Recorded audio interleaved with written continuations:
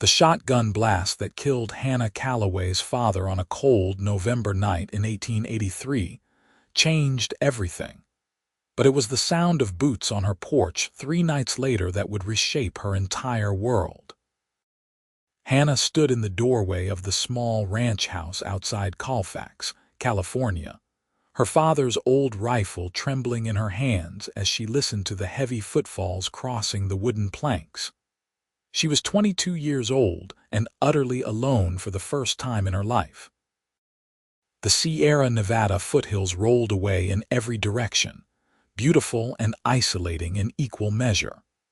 Her nearest neighbor was 5 miles down the road, and whoever had murdered her father in cold blood while he rode the fence line was still out there somewhere in the darkness. The footsteps stopped directly outside her door. Hannah held her breath, her finger resting against the trigger guard. The lamp behind her cast her shadow against the door, and she knew whoever stood on the other side could see it. Her heart hammered so hard she thought it might burst through her ribs. Then a voice came, low and steady. "Miss Calloway, my name is James Ashford. I worked with your father up at the lumber mill. I know you do not know me, but I am going to sleep out here tonight to make sure nobody bothers you.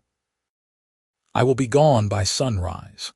Hannah pressed closer to the door, her mind racing. She vaguely remembered her father mentioning a man named Ashford who had helped him load timber a few times, but that did not mean she could trust him. Why would you do that? She called out, keeping her voice firm despite the fear coursing through her veins. There was a long pause. "Because your father was a good man who did not deserve what happened to him, and because I know who did it." Hannah's breath caught. Her hand moved to the door latch before she stopped herself. This could be a trick, a way to lure her outside where she would be vulnerable. "Then tell the sheriff," she said. "The sheriff will not do anything about it. The men who killed your father are part of the Brennan crew. They run most of the illegal logging operations in these hills, and they have got half the town on their payroll, including Sheriff Morton." Hannah's knees went weak. She had suspected as much, but hearing it confirmed made her situation infinitely more dangerous.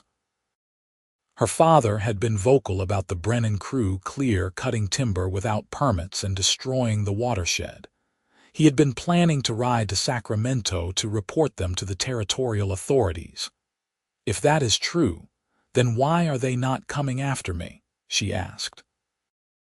"Because they do not know if your father told you anything before he died. They are watching to see what you do. If you try to leave town or contact anyone in Sacramento, they will move against you. But if you stay quiet and keep to yourself, they might just let you be." "And you?" Hannah asked.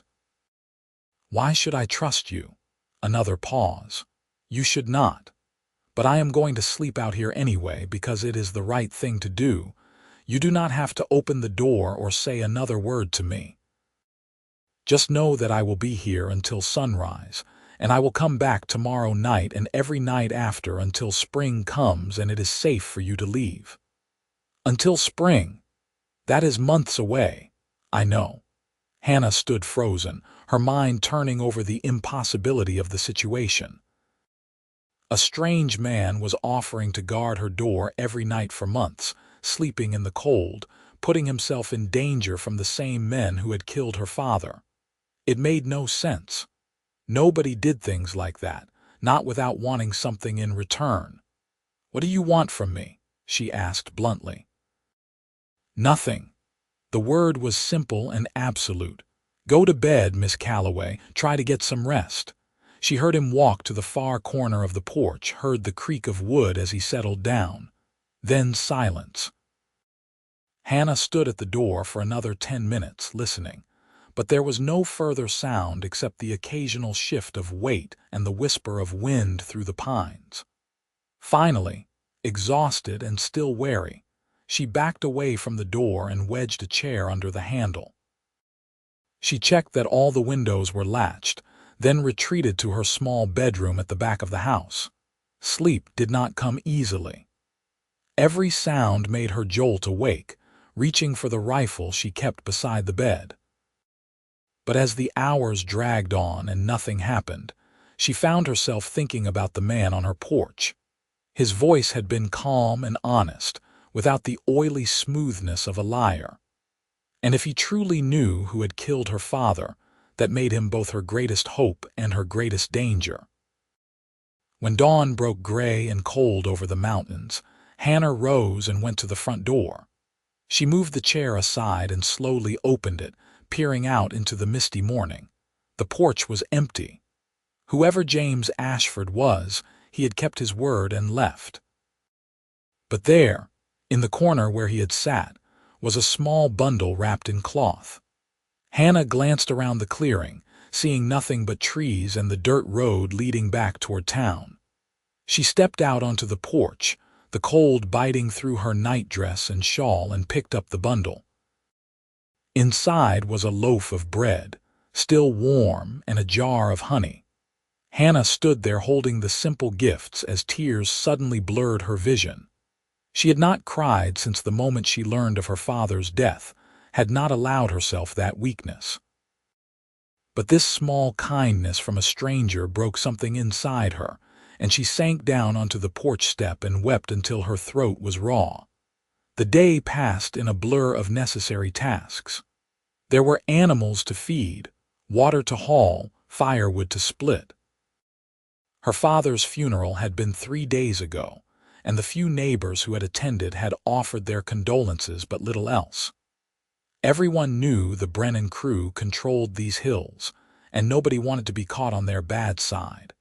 As evening approached, Hannah found herself watching the road. Part of her hoped James Ashford would not return, that she could go back to figuring out her situation alone.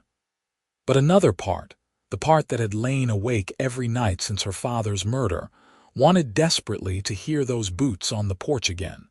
Darkness fell. Hannah lit the lamps and made herself a sparse dinner from the dwindling supplies in the pantry. She would need to go into town soon, but the thought of facing those streets where her father's killers walked free made her stomach turn. She was washing her plate when she heard them. Boots on the porch, slow and steady, the same measured tread as the night before. This time Hannah did not reach for the rifle. She dried her hands and walked to the door.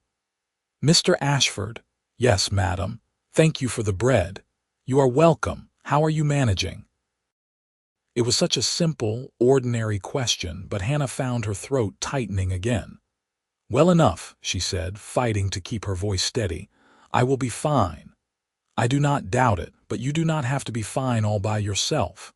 Hannah pressed her forehead against the door. "I do not understand why you are doing this. I know."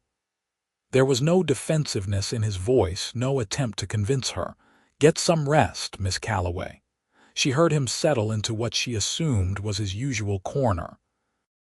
And despite every instinct telling her not to trust anyone, Hannah found herself returning to her bedroom with a strange sense of relief. Someone was watching over her, even if she did not fully understand why. The pattern continued night after night. James Ashford would arrive shortly after dark and take up his post on the porch. Sometimes Hannah spoke to him through the door, asking careful questions. She learned that he was 26 years old, that he had come to California from Texas 3 years ago looking for work, that he had no family left alive. He had known her father for only a few months, but he spoke of him with genuine respect. "He talked about you," James said one night, nearly 2 weeks after he had first appeared. "Said you were smarter than any man he had ever met. Said you could run this ranch better than he ever did if the world would just let you." Hannah closed her eyes, fighting back the grief that never fully left her. "He taught me everything he knew about the land and the timber and the water. He wanted me to go to Sacramento to study to become a teacher, but I could not leave him here alone. He knew that. And he was proud of you for it." They fell into a companionable silence. Hannah found herself sitting on the floor just inside the door, her back against the wood, knowing James was doing the same thing on the other side. It created an illusion of closeness that felt both dangerous and comforting. "Why do the Brennan men want this land so badly?" she asked.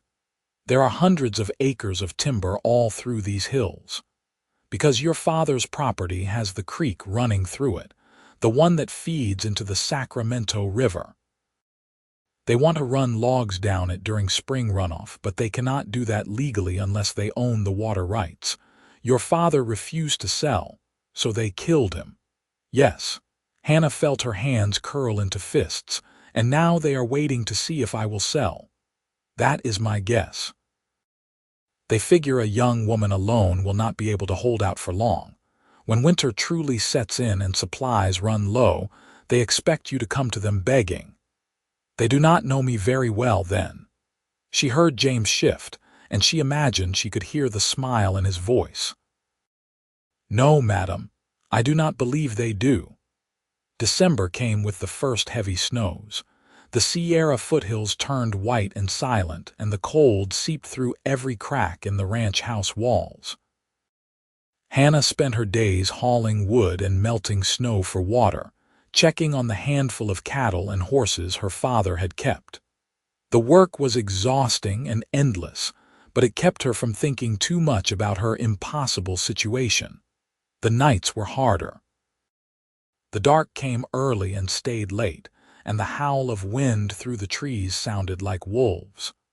But every evening, without fail, she heard those boots on the porch. James never missed a night, even when the snow was falling so thick Hannah could barely see past the windows. One particularly brutal evening, Hannah could not stand it anymore. She had to see the man who had been guarding her door for over a month, had to put a face to the voice that had become her only companion.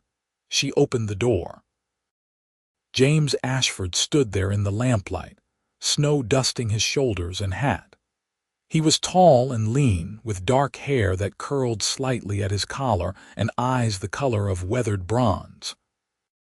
His face was sun-worn and angular, with a straight nose and a jaw that looked like it had been carved from granite.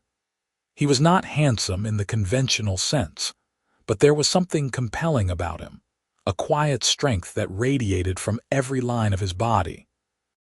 He looked startled to see the door open, and for a moment they just stared at each other. "You are going to freeze out here," Hannah said finally, her breath making clouds in the cold air. "I have weathered worse." "That is not the point." She stepped back from the doorway. "Come inside." "Warm up by the fire for a bit." James hesitated. "That would not be proper, Miss Calloway." "Proper?" Hannah felt a laugh bubble up, slightly hysterical. "You have been sleeping on my porch for 5 weeks. I think we are well past proper." He could not argue with that logic. Slowly, carefully, as though approaching a skittish horse, James stepped through the doorway. He was careful to leave the door open and to stay near the entrance, not presuming further welcome than she had offered. Hannah gestured toward the fireplace. "Sit. I will make coffee." She busied herself with the pot and grounds, acutely aware of him settling onto the hearth. The house felt different with him in it, smaller but also warmer, more alive than it had been since her father died. "You do not have to do this every night," she said as she poured the coffee into 2 tin cups. "I appreciate what you have done, but winter has set in properly now. The Brennan men will not try anything until spring. Maybe not." James accepted the cup with a nod of thanks. "But maybe is not good enough." Hannah sat in her father's old chair, studying him over the rim of her own cup. "You could freeze to death out there. What good would that do either of us? I have blankets and a good coat, and I know how to keep from freezing. But why?"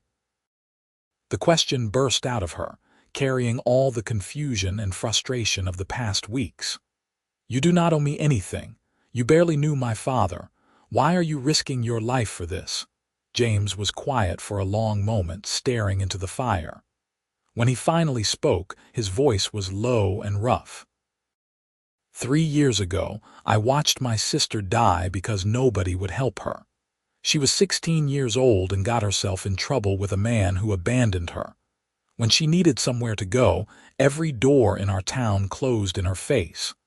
My parents threw her out. The church turned her away. She died giving birth in a barn all alone, and by the time I found her, it was too late. Hannah felt her heart clench. James, I am so sorry. I was working 2 states away at the time. I did not even know what was happening until I got the telegram. I rode for 3 days straight, but I was too late. Too late to save her, too late to even say goodbye. He looked up, meeting Hannah's eyes. I swore then that I would never again stand by when someone needed help. Your father was a good man in a world with precious few of them. And you are alone and in danger. That is enough reason for me. The raw honesty in his words left Hannah breathless. She had grown up in a world where men said pretty things to get what they wanted, where promises were as cheap as dirt. But James Ashford was different. He had been proving that every single night for weeks, asking nothing in return. You are a rare sort of man, she said softly. I am just trying to be the man I should have been 3 years ago. They sat in silence for a while, sipping coffee and listening to the fire crackle. It was comfortable in a way Hannah had not expected, easy and natural despite the strangeness of the situation. Tell me about her, Hannah said finally. Your sister. And James did. He told her about Catherine, who had loved horses and had a laugh like bells ringing, who had been kind and trusting and had paid the worst price for it. As he spoke, Hannah saw the grief that still haunted him, the guilt he carried like a stone in his chest. Without thinking, she reached out and touched his hand. It was not your fault. James looked down at where her fingers rested on his, and something shifted in his expression. Some days I believe that. Other days, not so much. They talked deep into the night, the conversation flowing from one topic to another. Hannah told him about her childhood on the ranch, about her mother who had died of influenza when Hannah was 12, about her father's dreams for a better world where the land was protected, and people dealt honestly with one another. James told her about Texas, about the ranch where he had grown up and left behind, about his wandering years, and the odd jobs that had eventually brought him to California. It was past midnight when James finally stood to leave. I should get back out there. You could stay inside, Hannah said, then immediately felt her face flush. I mean, you could sleep by the fire. It would be warmer. James smiled, and it transformed his entire face. I appreciate that, but no. If anyone is watching, they need to see that I am doing this proper. Your reputation is already going to suffer from me being here every night. We should not make it worse. Hannah wanted to argue that she did not care about her reputation, that survival mattered more than what the gossips in Colfax thought. But she understood his reasoning. In the eyes of the world, they had to maintain at least the appearance of propriety. Tomorrow night, then, she said. Come inside again. If you are going to freeze on my behalf, the least I can do is give you a warm meal and a cup of coffee first. I would like that. After he left, Hannah lay in bed and realized that for the first time since her father's death, she was smiling. The thought should have frightened her, but instead it felt like coming alive again after weeks of numbness. The winter deepened, and so did the connection between Hannah and James. Every night he arrived at dusk, and every night she invited him inside for a few hours before he took up his post on the porch. They talked about everything and nothing, their conversations ranging from philosophy to practical ranching advice to childhood memories. James helped her repair a broken gate, showed her how to set snares for rabbits when her supplies ran low, taught her to read the weather in the mountain sky. Hannah found herself watching the road each evening with increasing anticipation. She took more care with her appearance, brushing out her long brown hair and pinning it up carefully, changing out of her work clothes into one of her few good dresses. She told herself it did not mean anything, but her racing pulse when she heard his boots on the porch gave lie to that denial. Christmas came and went quietly. Hannah had no family to celebrate with, and James had nowhere else to be. She made a special dinner with supplies she had carefully hoarded, and they ate by firelight while snow fell softly outside. James had carved her a small wooden bird, sanded smooth and painted with whatever pigments he had scrounged. It was a meadowlark, her favorite.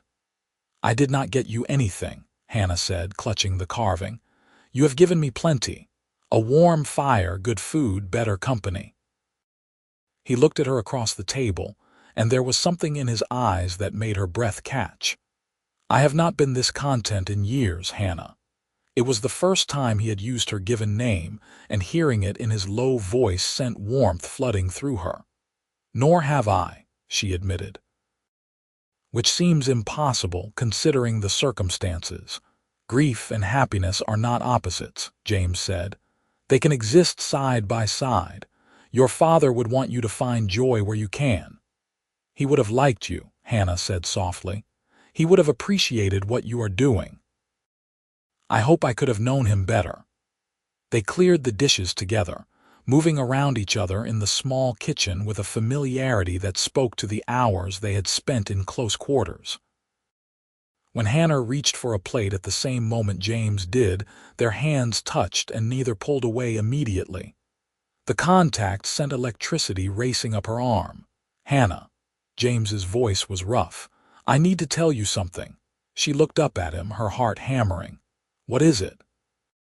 "These past weeks, getting to know you, He paused, seeming to struggle for words. "This started as a debt I felt I owed to your father and to my own conscience, but it has become something else entirely. You have become important to me in ways I did not anticipate." Hannah felt like she was standing on the edge of a cliff. "James, I am not asking for anything," he said quickly. "I know this is not the time or place, and I know you have more than enough to deal with. I just needed you to know that when spring comes and you are safe again, I will not disappear from your life if you do not want me to."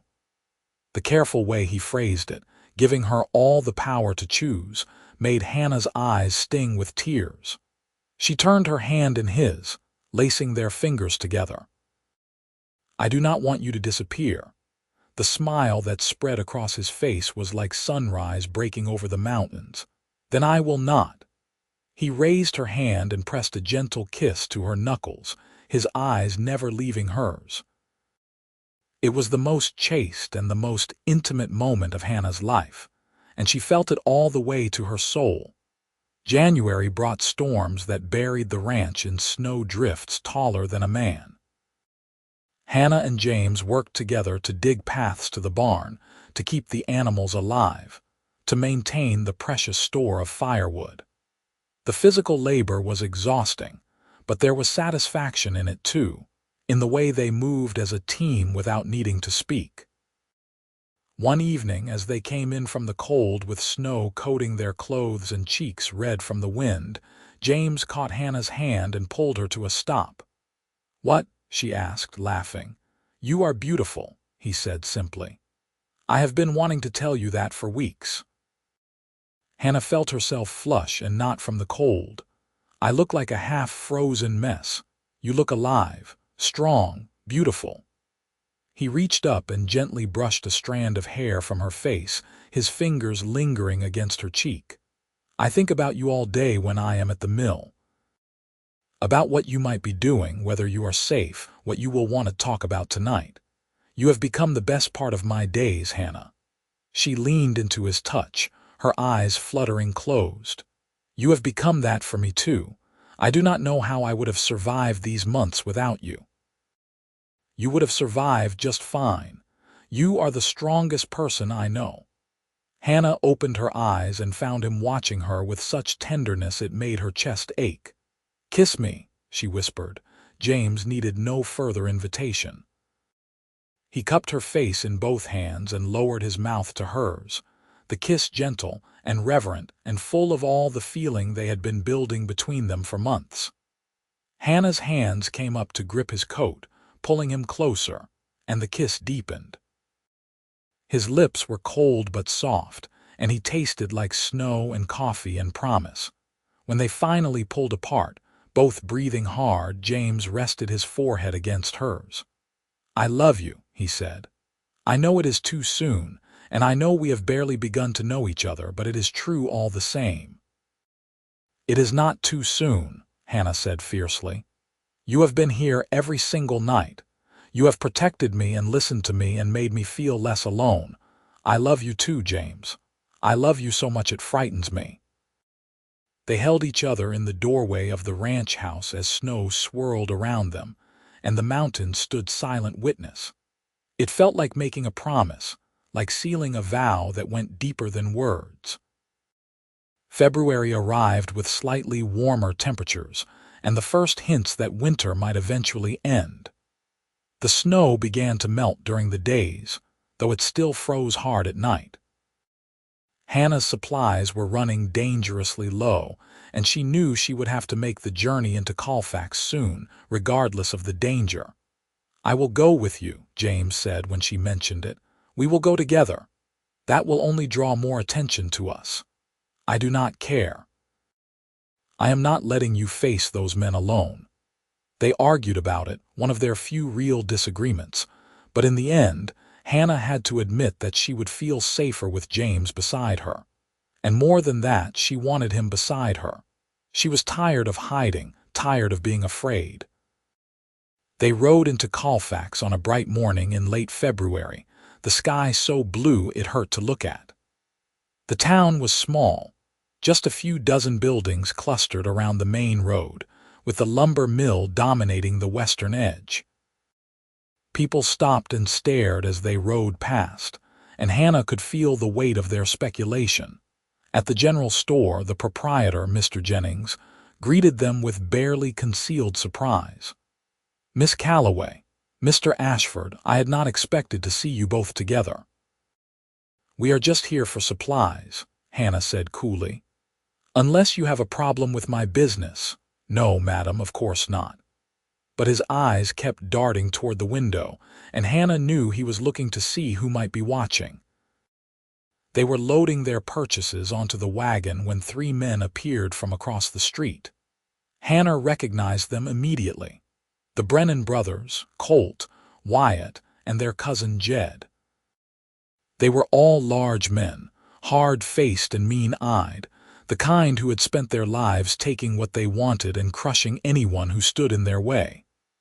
"Well now," Colt Brennan said, his voice carrying across the quiet street, "if it is not the Calloway girl. How are you managing out there all alone?" "I am managing just fine," Hannah said, her hand tightening on the wagon rail. "That is good to hear. Though I imagine it is getting difficult with winter and all. Might be you are thinking of selling that property and moving somewhere easier." "I am not selling." Colt's smile did not reach his eyes. "Now, do not be hasty. I am prepared to make you a very generous offer, more than that land is worth, truth be told." "I said I am not selling." The smile vanished. "You should think carefully about this, girl. That ranch is no place for a woman alone. All sorts of accidents can happen in these hills." James stepped forward, putting himself slightly in front of Hannah. "She is not alone." Wyatt Brennan laughed, a harsh sound. "Well, well, looks like little Miss Calloway has herself a guard dog." "You are that drifter from the mill, are not you?" "Ashford." "That is right. You should know better than to stick your nose where it does not belong," Jed said, cracking his knuckles. "Men who interfere in Brennan business tend to have unfortunate accidents." "Is that what happened to Thomas Calloway?" James asked, his voice deadly quiet. "An unfortunate accident." The temperature in the street seemed to drop 20 degrees. Colt Brennan's face went hard as stone. "That is a dangerous accusation, Ashford. It is the truth. Everyone in this town knows it. They are just too afraid to say it." People were watching now from windows and doorways, a whole town of witnesses. But Hannah knew they would not help, would not speak up even if violence erupted right here in the street. The Brennan brothers owned Colfax, owned the sheriff, owned the silence that let them operate with impunity. "Get in the wagon," she said quietly to James. "Hannah, please, let us just go." James held the Brennan brothers' stare for another long moment, then nodded. He helped Hannah up onto the wagon seat and swung up beside her, taking the reins. As they pulled away, Colt Brennan called after them. "You have until the snow melts, girl. After that, we will be coming for that land one way or another." The ride back to the ranch was tense and silent. Hannah's hands were shaking, and she gripped them together in her lap to hide it. The confrontation had made everything real again, had reminded her that the fragile peace of winter was about to end. "They mean to kill me," she said quietly when they were halfway home. "They will have to go through me first. That is exactly what I am afraid of." Hannah turned to look at him. "James, you should leave. Go back to the mill, find work somewhere else. I cannot bear the thought of you dying because of me." James pulled the wagon to a stop and turned to face her fully. "Do you truly think I could walk away from you now, after everything we have shared, after falling in love with you? But if you stay, if I stay, we face this together. Hannah, I am not leaving you. Not now, not ever if you will have me. Of course I will have you, but I need you alive. Then we will both stay alive. We will figure this out." He took her hands in his, warming them between his palms. "I am not letting the Brennan brothers win. Your father stood up to them, and so will we." Hannah wanted to believe him, but fear coiled tight in her stomach. "How? The sheriff will not help us. Nobody in town will stand up to them. We are alone in this." "Not entirely. There are people in Sacramento who care about illegal logging and water rights. If we can get evidence of what the Brennan brothers are doing, we can bring real law down on them." "What kind of evidence?" "Records of their operations. Bills of sale for timber they have no right to cut. Maps of their illegal claims." James's eyes were bright with determination. "I work at the mill. I see the paperwork that comes through. If I can get my hands on the right documents, we can prove what they have been doing." It was risky, potentially fatal if the Brennan brothers caught him, but it was also the first real hope Hannah had felt in months. "When would you do this?" "Soon. Before the spring melt makes travel possible again. They will be less vigilant now, thinking they have all the time in the world." They finished the ride in thoughtful silence, both of them turning over the possibilities and dangers. That night, James came inside as usual, but the easy comfort of previous evenings was replaced by a tense awareness of how little time they might have left. Hannah made dinner while James sat at the table sketching out the layout of the mill offices, showing her where records were kept and which rooms had the most traffic. It was strange to be planning something that amounted to theft, but Hannah felt no guilt. The Brennan brothers had stolen her father's life. Taking their paperwork seemed like fair recompense. "I will do it tomorrow night," James said. "There is usually only one watchman on duty, and he spends most of his time drunk in the back room. I can slip in, get what we need, and be out in less than an hour. I want to come with you." "Absolutely not. If something goes wrong, then I want to be there." Hannah crossed her arms. "I am tired of sitting here safe while you take all the risks. We are in this together, remember." James looked like he wanted to argue, but he could see the determination in her face. "Together," he agreed finally. "But you do exactly what I say when I say it. Promise me." "I promise." They spent the rest of the evening going over the plan again and again, until Hannah could have drawn the mill layout from memory. When it was time for James to take his usual place on the porch, he hesitated. "I meant what I said earlier," he told her, "about not leaving you. When this is over, when you are safe, I want to marry you, Hannah, if you will have me." Hannah's heart soared even as fear for their future pulled it back down. "Yes," she said simply. "Yes, I will marry you." He kissed her then, deep and thorough and full of promise. When he finally pulled away, his eyes were blazing.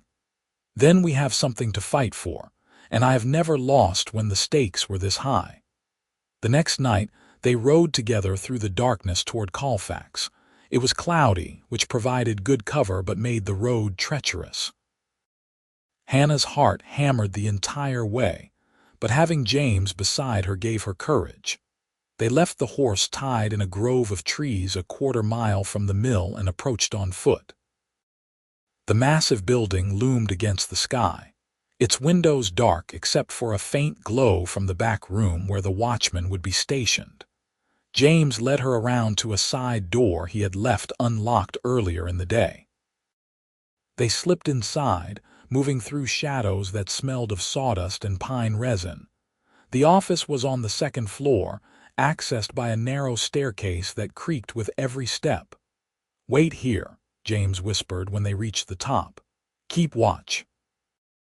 Hannah positioned herself where she could see both the stairs and the door to the office James was entering.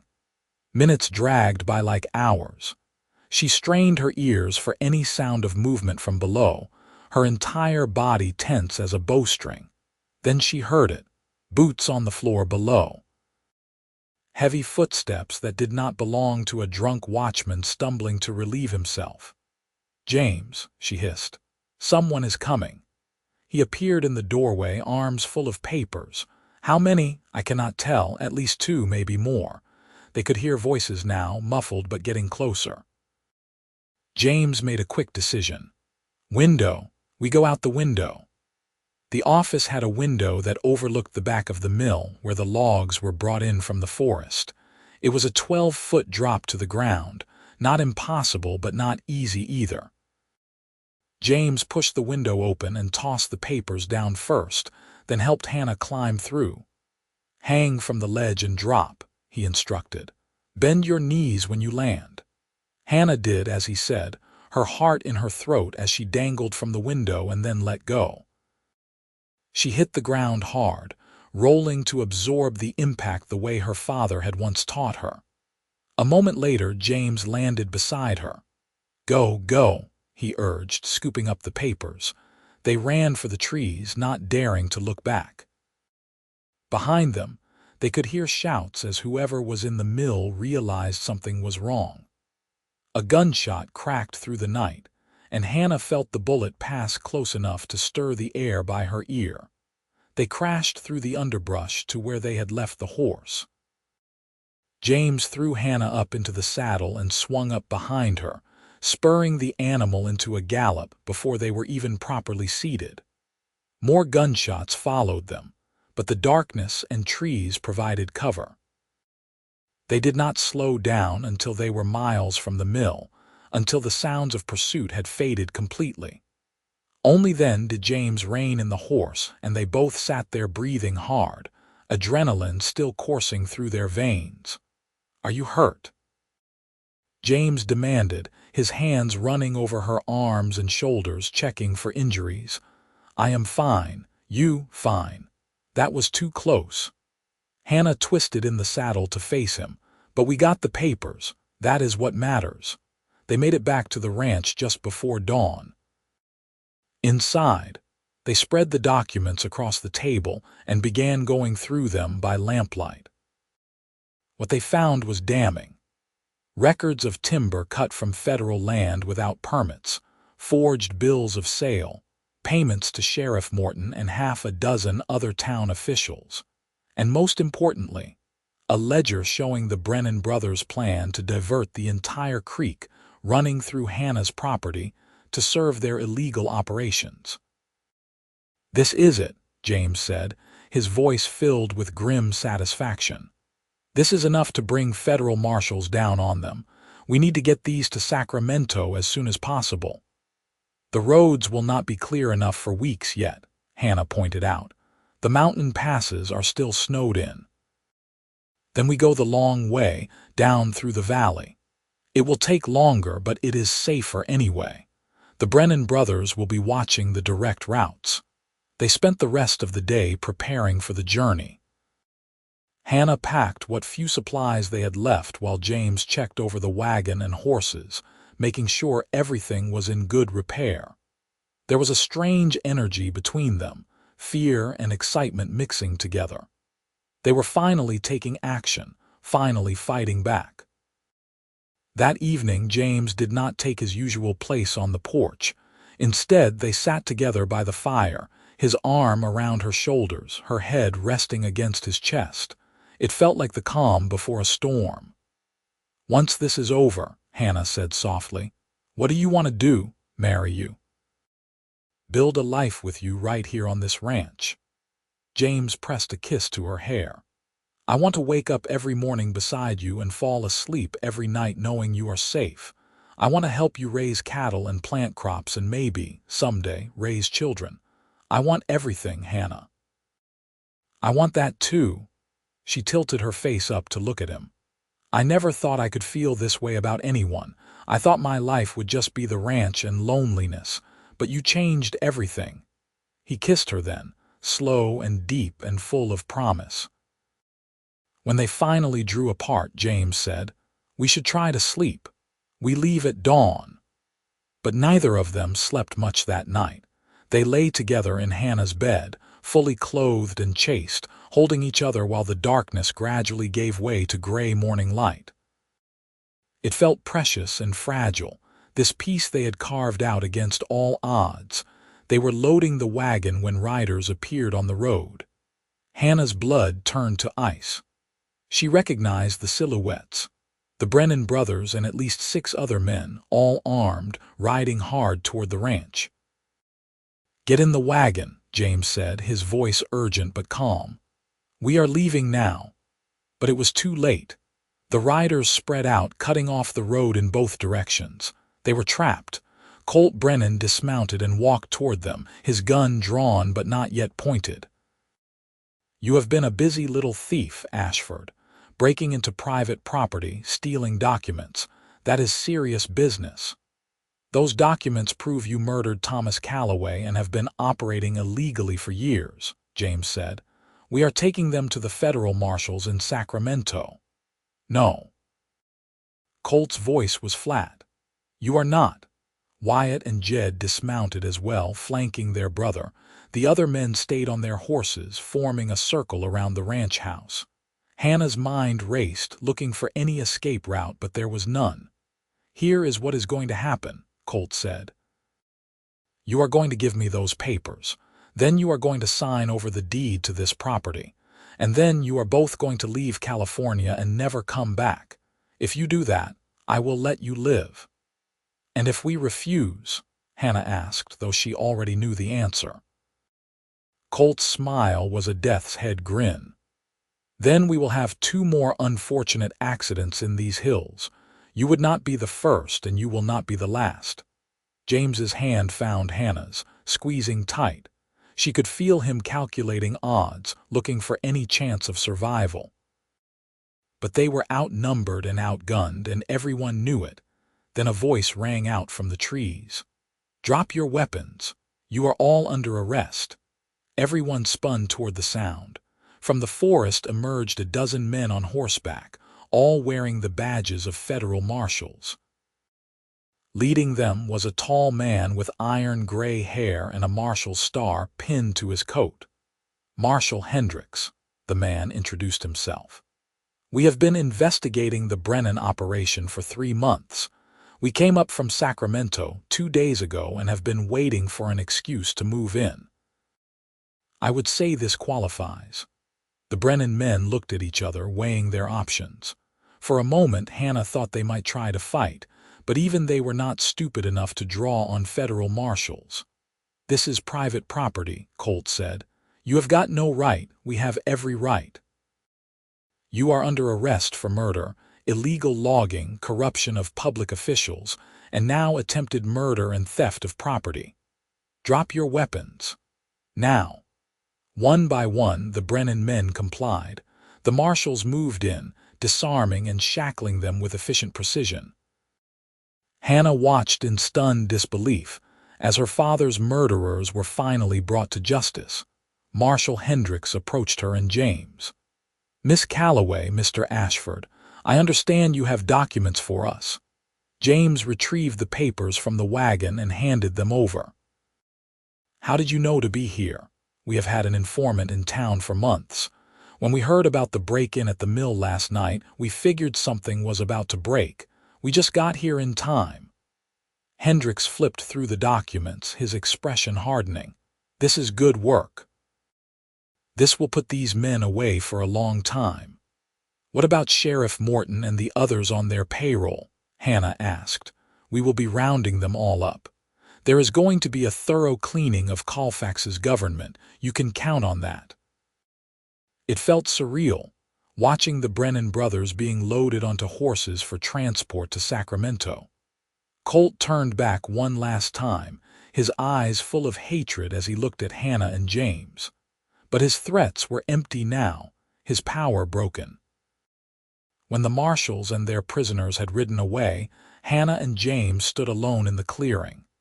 The sun was fully up now, burning away the last of the morning mist.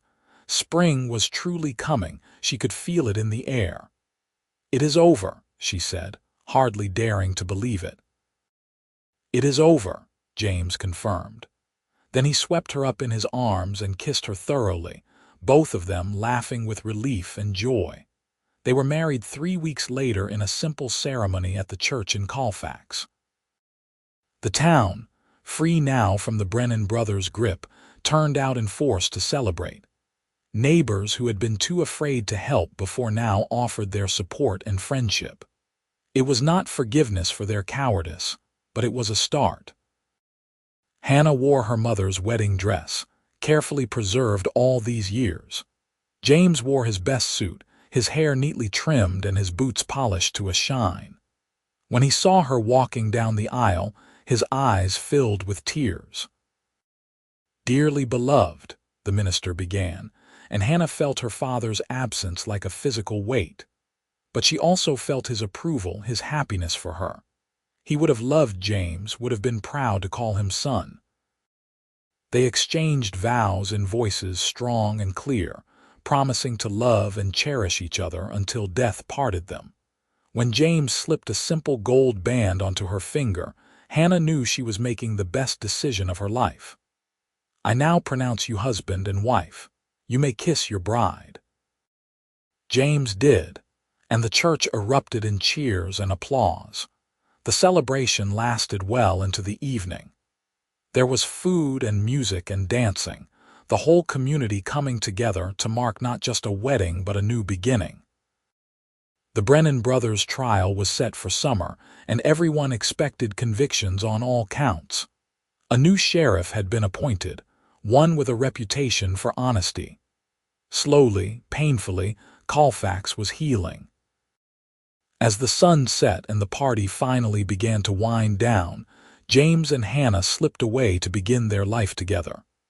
They rode back to the ranch under a sky full of stars, Hannah seated in front of James on the horse, his arms wrapped securely around her. "Mrs. Ashford," he murmured into her hair. "I like the sound of that." "So do I," Hannah admitted, "though it will take some getting used to." At the ranch house, James carried her over the threshold, both of them laughing. Everything looked the same and completely different all at once. This was their home now, the place where they would build their future together. That night they came together as husband and wife, tender and passionate and full of love. James was gentle with her, taking his time, making sure she felt cherished and safe. Afterward they lay tangled in each other's arms, skin against skin, hearts beating in sync. "I love you," Hannah whispered into the darkness. "I will love you until the day I die and beyond." "And I love you," James replied, pulling her closer. "You saved me, Hannah. You gave me a reason to be the man I always wanted to be." "You saved me first," she said. "All those nights on the porch watching over me, you gave me the courage to fight." They fell asleep like that, wrapped in each other and in the promise of tomorrow. The seasons turned. Spring brought the rush of snowmelt, and the explosion of wildflowers across the hillsides. Summer brought long days of hard work, repairing the ranch and bringing in a proper herd of cattle. Autumn brought the trial, where James testified against the Brennan brothers and saw justice finally served. Winter brought their first Christmas together as a married couple, and the knowledge that by next winter they would be 3. Hannah discovered she was pregnant in November, and James's joy was a sight to behold. He was immediately overprotective, fussing over her constantly until she had to remind him that women had been having babies since the dawn of time. "Not my babies," he said stubbornly. "Not my wife." Their son was born in early July, during a heat wave that had everyone in the valley sweating. The labor was long and difficult, but when Hannah finally held the tiny, squalling infant in her arms, she knew it had all been worth it. "What should we name him?" James asked, staring down at his son with wonder. "Thomas," Hannah said without hesitation. "After my father." James kissed her forehead. "Thomas Ashford. It is perfect." As their son grew, the ranch prospered. James proved to be a natural rancher, combining Hannah's knowledge of the land with his own work ethic and determination. They expanded the herd, planted crops, built new fences and a proper barn. Neighbors who had once avoided Hannah now counted her and James among their friends. 2 years after Thomas was born, they had a daughter they named Catherine, after James's sister. 3 years after that came another boy, Samuel, rounding out their family. The ranch house that had once echoed with loneliness now rang with the sounds of children laughing and playing.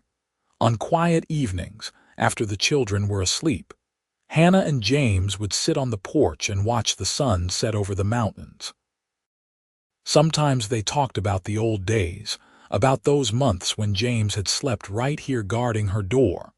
More often, they simply sat in comfortable silence, their hands linked, content in the life they had built together. "You ever regret it?"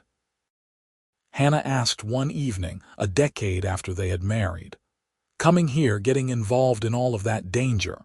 James thought about it seriously, as he did all her questions. "Not for 1 second," he said finally. "Every choice I made brought me to you. How could I regret that? Even sleeping on a frozen porch all winter, especially that." He raised her hand to his lips. "Those were the nights I fell in love with you, Hannah. Listening to your voice through the door, learning who you were, watching you be brave when anyone else would have crumbled. I would sleep on that porch 1,000 more winters if it meant I got to spend my life with you." Tears pricked Hannah's eyes. After all these years, he could still move her to the core. "I love you so much. And I love you. Always have, always will." They sat there as darkness fell and the stars came out, the same stars that had watched over them during those desperate months so long ago. The ranch stretched out around them, peaceful and prosperous, a testament to everything they had survived and built together. Inside, their children slept safely in their beds. The land that Hannah's father had died protecting was now secure, passed down to another generation. The Brennan brothers were serving life sentences in a federal prison, their empire of corruption dismantled. Sheriff Morton had been replaced by an honest man who actually served the people. And every night, though there was no longer any need for it, James Ashford made sure to check the locks on the doors and windows, to walk the perimeter of their property, to ensure that his family was safe. Some habits formed in love and desperation never really died. Years continued to pass. Thomas grew tall and strong like his father with his mother's sharp intelligence. Catherine inherited her father's quiet determination and her mother's fierce independence. Samuel was the wild one, always exploring the hills and bringing home stray animals that he insisted on keeping. When Thomas turned 18, James and Hannah deeded a portion of the ranch to him, helping him build his own house on the property. He married a girl from town named Elizabeth, and soon there were grandchildren running through the main house, filling it with noise and chaos. Catherine proved to have a gift for numbers and became the ranch's bookkeeper, managing their accounts with the same precision she brought to everything else. She married later than her mother had, choosing a school teacher named David who shared her love of learning. They had twin daughters who kept everyone on their toes. Samuel, true to form, became a horse trainer, developing a reputation throughout the region for his ability to work with even the most difficult animals. He married a rancher's daughter from 3 valleys over, and together they built up a breeding operation that supplied horses to ranches all over California. Through it all, Hannah and James remained the center of their growing family. Their love, forged in danger and desperation, proved strong enough to weather every storm life threw at them. They had their disagreements, as all couples did, but they always worked through them. The foundation they had built during those winter months, talking through a closed door, was unshakable. On their 25th wedding anniversary, their children threw them a huge party. The entire community came, 3 generations of friends and family gathering to celebrate.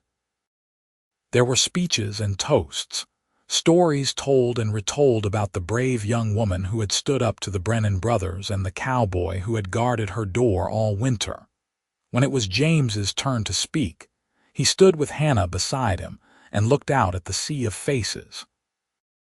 25 years ago, he said, I made a promise to sleep on a porch until spring came and a woman I barely knew was safe. I did not know then that I was really promising to spend the rest of my life loving her. But that is what happened.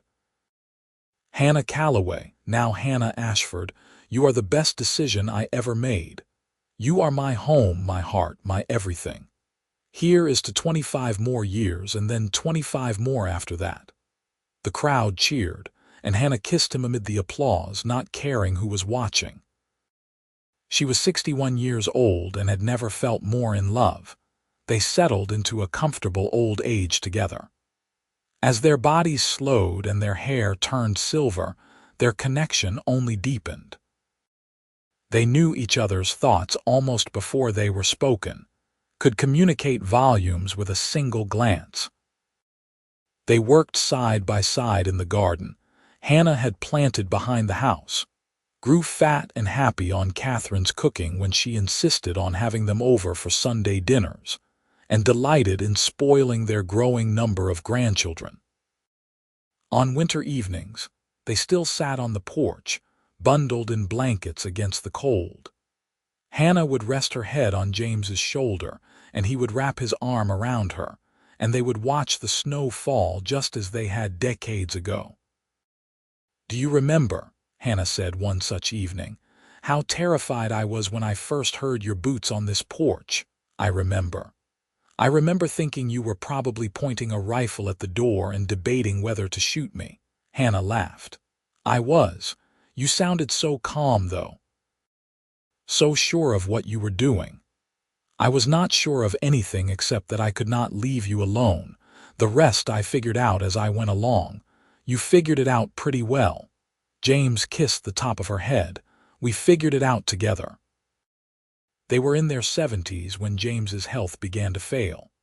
It started small, a persistent cough that would not go away, a weakness in his limbs that gradually worsened. The doctor in Sacramento said it was his heart, worn out from a lifetime of hard work. There was nothing to be done but make him comfortable. Hannah refused to believe it at first. James had always been so strong, so invincible. The idea of losing him was incomprehensible. But as the months passed and he grew weaker, she had to accept the reality. Their children gathered at the ranch, along with all the grandchildren. The house was full of family, just as James had always wanted. He held court from the bed that Hannah insisted on moving into the main room so he could see the mountains through the window. "Do not look so sad," he told Hannah one evening when they were alone. "I have had a wonderful life, more than I ever thought I deserved." "You deserve everything good," Hannah said fiercely, clutching his hand. "You are the best man I have ever known. I was just a drifter with guilt eating him alive until I met you. You gave me purpose, Hannah. You gave me everything. And you gave me everything right back." Tears streamed down her face. "I do not know how to do this without you, the same way you did everything else." With courage and grace and that stubborn refusal to give up that I fell in love with. James raised a shaking hand to cup her cheek. "I will always be with you. Every sunset over these mountains, every spring that comes after winter, every time the wind blows through the pines, I will be there." He died on a clear morning in April, with Hannah holding his hand and their entire family surrounding him. His last words were, "I love you," directed at Hannah, and then he was gone. The funeral was attended by what seemed like half of California. James had been respected and loved by everyone who knew him, and they all came to pay their respects. Hannah stood strong through the service, accepting condolences with grace, even though she felt like her heart had been ripped from her chest. They buried him on a hillside overlooking the ranch, under a spreading oak tree that had been there since before the house was built. The headstone read, "James Ashford, beloved husband, father, and grandfather.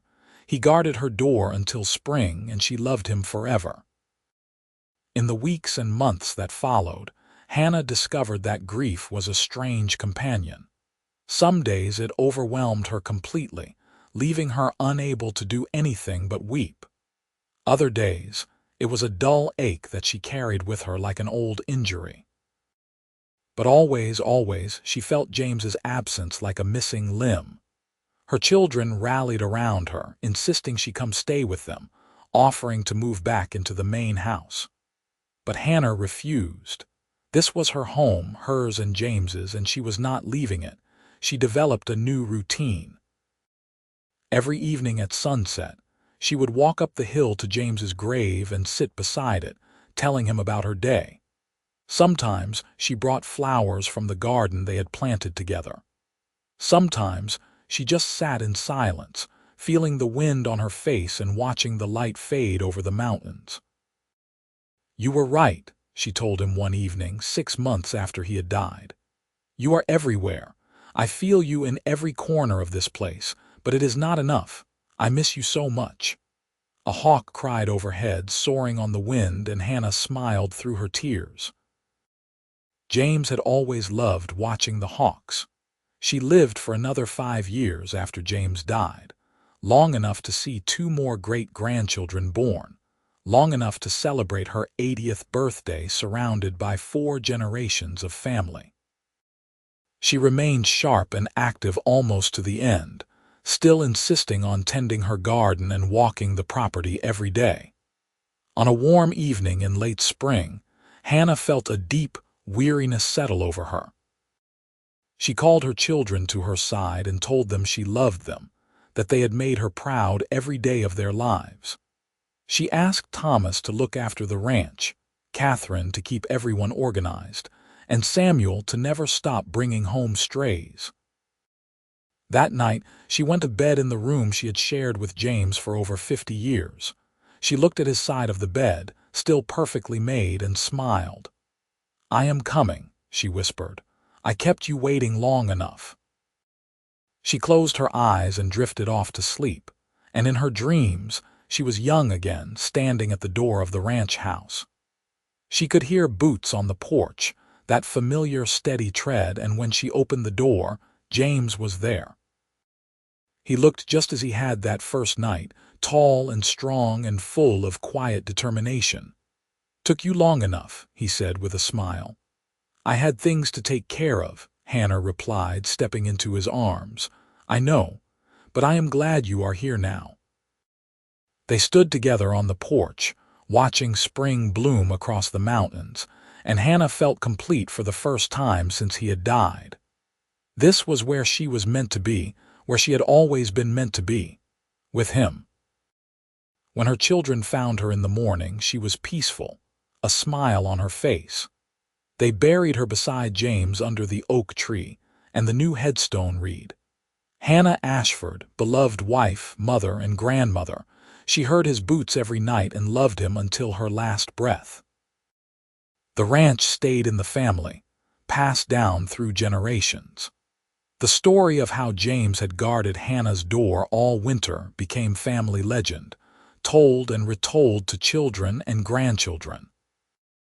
The main house was preserved and eventually added to the National Register of Historic Places, a testament to the courage and love that had defined the couple who built it.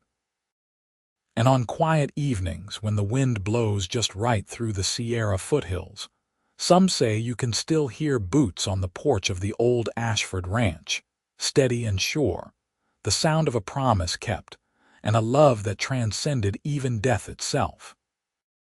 The story of James and Hannah became more than just family legend. It became a touchstone for what true love really meant, for what it meant to stand by someone when the world itself seemed arrayed against you. Their descendants flourished on the land that had been defended at such cost. Thomas's line continued the ranching tradition, expanding the cattle operation and developing sustainable practices that made them leaders in their industry.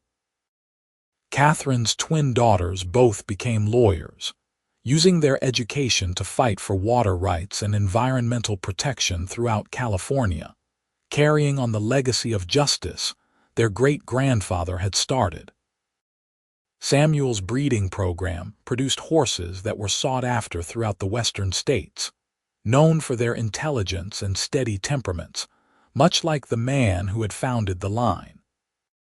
The oak tree where James and Hannah were buried grew massive over the decades, its branches spreading wide to provide shade and shelter. Family gatherings were held there every spring on the anniversary of their first meeting, with descendants coming from all over the country to reconnect with their roots and hear the old stories told once more. On the centennial of that fateful winter, the family organized a massive reunion. Over 200 people descended on the ranch, all of them able to trace their lineage back to James and Hannah. They toured the preserved main house, now carefully maintained as it would have looked in the 1880s. They walked the property and saw how much had changed and how much had stayed the same. The youngest generation listened with wide eyes as the eldest told the story of how James had slept on that porch night after night, how Hannah had been so brave in the face of terrible danger, how their love had been forged in the crucible of fear and desperation. Some details had been embellished over the years, no doubt, but the core truth remained.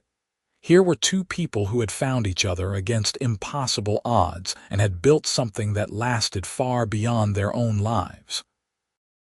A local historian who attended the reunion brought documents from the California State Archives, records of the Brennan brothers' trial and conviction, newspaper accounts of the federal investigation that had cleaned up Colfax.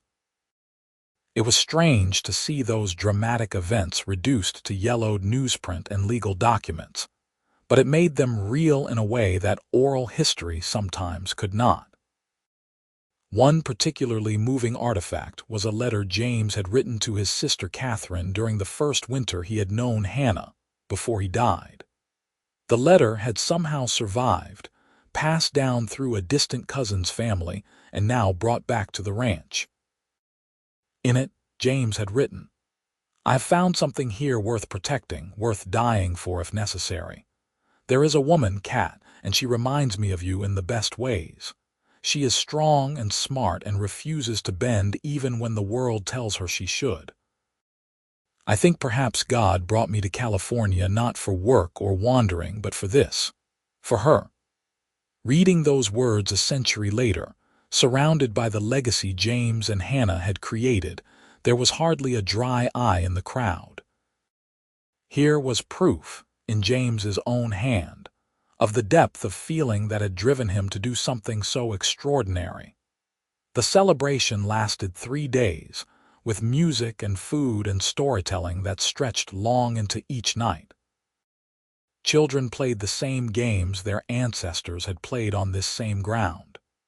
Adults swapped stories and reconnected with relatives they had not seen in years. And through it all, there was a sense of gratitude, of being part of something larger than any individual life. On the final evening, as the sun set in a blaze of orange and gold, the entire family gathered on the hillside by the oak tree. Someone had brought a recording of an old folk song that was said to have been Hannah's favorite, and they played it while people laid flowers on the twin graves. The melody drifted out over the valley, carried on the wind to places that James and Hannah had once walked together. When the song ended, the oldest living descendant, James and Hannah's great-great-granddaughter Eleanor, who was 92 years old and had been born in the main house, spoke to the crowd. Her voice was thin but clear, and everyone fell silent to listen. "My grandmother Catherine used to tell me that true love was not about grand gestures or perfect moments," Eleanor said. "It was about showing up, day after day, especially when things were hard." She said her father taught her that by sleeping on a porch every night all winter long to protect a woman he barely knew. And she said her mother taught her that by having the courage to trust, to open her door and let that man into her life and her heart. Eleanor paused, looking out over the sea of faces, all of them connected by blood and history to this place. "We are all here because of that choice, because two people decided to be brave when it would have been so much easier to give in to fear. Because they chose love over safety, partnership over isolation. Whatever we do with our own lives, wherever we go, we carry that legacy with us. We are the children of courage, the descendants of love that refuse to quit." The applause started slowly and built to a crescendo. People embraced each other, crying and laughing at the same time. As darkness fell, someone lit lanterns and the hillside glowed with warm light. It looked, someone commented, like the whole family was standing vigil, the way James had once done alone. Eventually, the crowd dispersed, heading back to the main house or to hotels in town or to their cars for long drives home. But a small group remained on the hillside. Eleanor and a handful of others, the ones who felt most connected to James and Hannah's story. They sat in a circle in the grass, lanterns in the center, and talked deep into the night. They shared their own stories of love and loss, of times they had been brave and times they had failed. They talked about marriage and family, about what it meant to commit to another person for a lifetime. And again they came back to James and Hannah, to the example they had set. "You think people still love like that?" someone asked. "With that kind of intensity and dedication?" "I think people still try," Eleanor said. "And I think when you find it, really find it, you know." The way Hannah knew when she heard those boots on her porch every night. The way James knew when he heard her voice through the door. You know, and you hold on tight, and you do not let go no matter what. As the night deepened and the conversation gradually wound down, they sat in comfortable silence, listening to the sounds of the ranch settling for the night. Somewhere an owl hooted. The wind rustled through the oak leaves overhead. And if you listened very carefully with your heart instead of your ears, you could almost hear them. Boots on wood, steady and sure, the sound of love keeping watch. The reunion ended, life went on, but the story endured. It was told in family histories and local legends, in history books, and on historical markers. The ranch itself became a symbol, a reminder that love and courage were not just abstract concepts but real forces that could change the course of lives and create legacies that lasted for generations. And every spring, when the snow melted and the wildflowers bloomed across the California hillsides, those who knew the story would remember. Remember a young woman who refused to give up her father's land, Remember a cowboy who slept on her porch to keep her safe. Remember the love that grew between them in the darkest of times and burned bright enough to light the way for all who came after. The ranch stands still, nestled in the Sierra foothills, a living testament to James and Hannah Ashford. The main house, carefully preserved, welcomes visitors who want to see where the story unfolded. The porch where James kept his vigil has been restored to its 1880s appearance, and people often stand there, imagining what it must have been like to sleep there night after night through a California winter. The creek that Thomas Calloway died protecting still runs clear and cold through the property, its water rights secured forever by the defeat of the Brennan brothers. The oak tree on the hillside has grown even more massive, its roots going deep into the soil, much like the roots James and Hannah planted when they chose to build their life together on this land. Their story is complete now, fully told, from that first terrifying night when Hannah heard boots on her porch to the peaceful endings they found in each other's arms. It is a story of courage in the face of danger, of love growing in unlikely circumstances, of two people who found each other when they needed it most and held on through everything the world threw at them. James Ashford kept his promise. He guarded Hannah's door until spring came and she was safe. And then he stayed, not out of obligation but out of love. They built a life together, raised a family, created a legacy that continues to this day. And when the end came, as it must for everyone, they faced that too together, bound by vows that proved stronger than death itself. Theirs is a love story for the ages, set against the wild and dangerous backdrop of the Old West, but ultimately about something timeless and universal.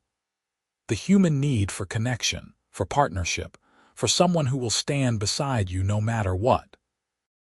It is about hearing boots on the porch and knowing, beyond all doubt, that you are not alone, that someone cares enough to keep watch through the long, cold nights. That love, real love, shows up and stays. The story of James and Hannah Ashford is complete, its arc finished, its ending both happy and bittersweet as all true love stories must be. They lived fully, loved deeply, and left behind something beautiful. And in the end, what more could anyone ask for than that?